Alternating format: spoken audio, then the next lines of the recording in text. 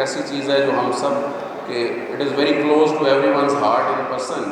دنیا کے 35 ممالک اگر تقریباً جو ہے مینگو کی پروڈکشن کرتے ہیں تو اگر 35 تو نہیں لیکن آپ سب نے بھی باہر جا کے دیکھا ہوگا پاکستان کا مینگو جو ہے اس کی بات ہی کچھ اور ہے.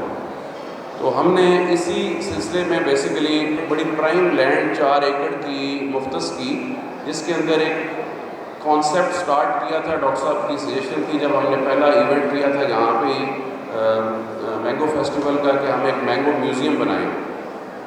پھر ہم نے اس کو بڑھایا, اس کو میوزیم بلڈنگ سے آگے لے جا کے ایک بوٹانیکل گارڈن کے ساتھ بھی اس کے ساتھ کیا.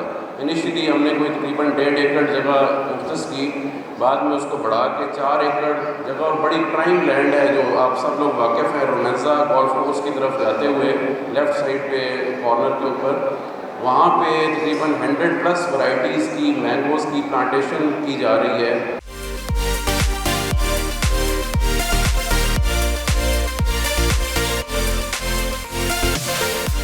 یہ ایک بہت ہی پازیٹیو ایکٹیویٹی, یہ نہ صرف اچھے کام کو شوکیس کرنے کا ذریعہ بن رہا ہے بلکہ وہ سب ریسرچ اور وے فارورڈ جو ڈیزائربل ہے, پیکنگ سے لے کے نئی ٹیکنالوجی سے لے کے نئی ویرائٹیز اور سوائل سائنسز سے لے کے اس کو شوکیس کرنے کا ذریعہ بن رہا ہے.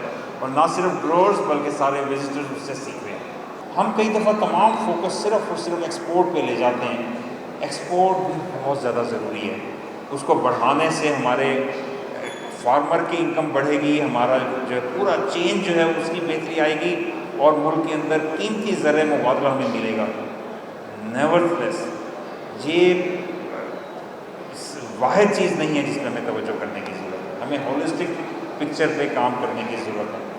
آم جو پھلوں کا بادشاہ ہے اس کے ذریعے لوگوں کے منہ میں مٹھاس پھیلاتے رہیں.